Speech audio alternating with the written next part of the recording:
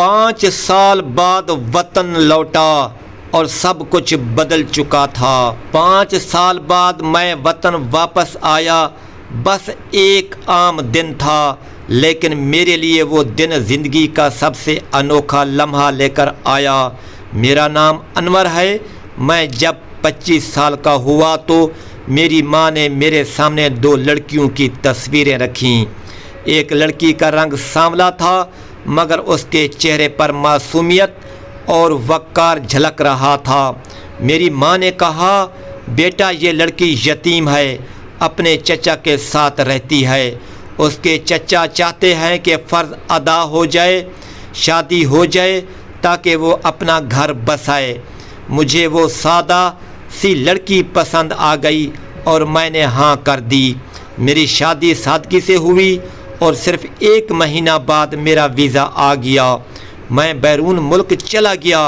شروع میں ہر دن اپنی بیوی ندا کو یاد کرتا، اس سے بات کرتا، اس کی خیریت لیتا، لیکن کچھ ہی مہینوں میں حالات بدلنے لگے۔ میری ماں جب بھی فون پر بات کرتی وہ ندا کی شکایتیں کرتی۔ کبھی کہتی وہ سست ہے، کبھی کہتی کہ وہ بہنوں سے کام کرواتی ہے۔ میں حیران رہ جاتا۔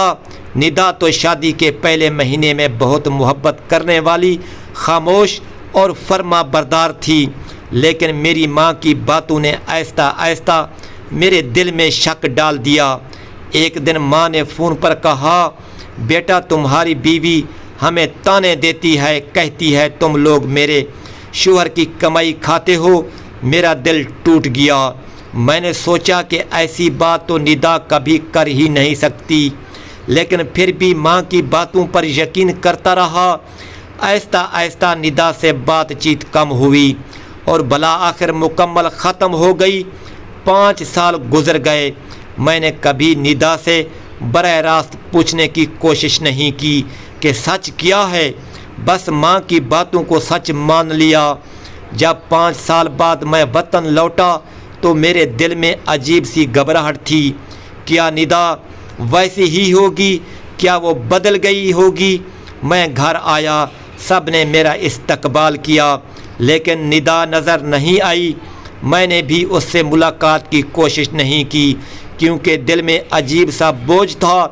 اگلے دن کا سورج نکلا۔ ناشتہ کے بعد میں ندا کے کمرے کے پاس گیا۔ دروازہ ہلکے سے کھٹکھٹایا اور اجازت ملنے پر اندر گیا۔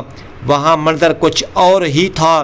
ندا ایک چھوٹے سے بچے کو گود میں لے بیٹھی تھی، اس لیے چہرے پر تھکن تھی۔ آنکھوں کے نیچے ہلکے، مگر پھر بھی وہ مسکرا رہی تھی۔ بچے کے کپڑے بوسیدہ تھے اور ندا کے اپنے کپڑے بھی بہت سادہ اور پرانے تھے۔ ندا نے مجھے دیکھا اور سر جھکا لیا۔ میں کچھ لمحے وہیں کھڑا رہا۔ دل چاہا کہ کچھ کہوں، مگر زبان ساتھ نہیں دے رہی تھی۔ پھر میں نے پوچھا، ندا یہ بچہ؟ ندا نے آہستہ سے کہا، یہ ہمارا بیٹا ہے ذوحان، 5 سال کا ہے۔ میرے قدموں تلے زمین نکل گئی۔ میں باپ بن چکا تھا اور میرے بچے نے مجھے کبھی دیکھا بھی نہ تھا۔ میں ندا کے قریب بیٹھا، بچے کو دیکھا، پھر کہا، مجھے کیوں نہیں بتایا؟ ندا نے رندھی ہوئی آواز میں کہا، میں بتاتی کیسے جب آپ نے خود ہی رشتہ توڑ لیا تھا۔ میں نے ماں کی ہر بات مانی، مگر کبھی مجھے سننے کی کوشش نہیں کی۔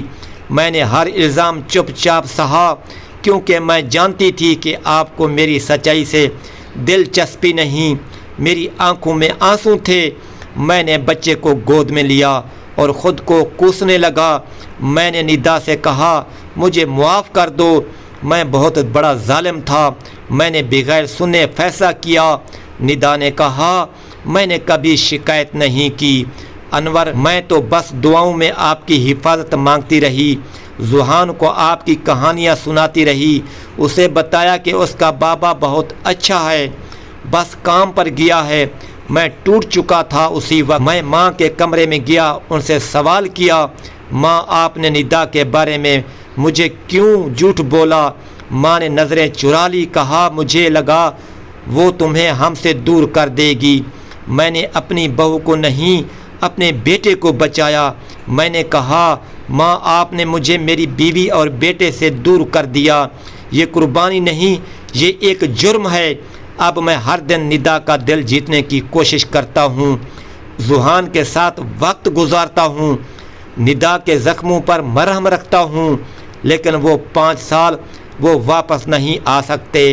5 سال بعد بیوی کو دیکھا، ہوش اڑ گئے۔ 5 سال بعد وطن لوٹا اور سب کچھ بدل چکا تھا۔ بیوی کی آنکھوں میں آنسو تھے مگر لبوں پر خاموشی۔ ماں کی باتوں نے بیوی سے جدا کر دیا۔ اب پچھتا رہا ہوں، بیٹا مجھے پہچانتا بھی نہیں، یہ میرا انجام ہے۔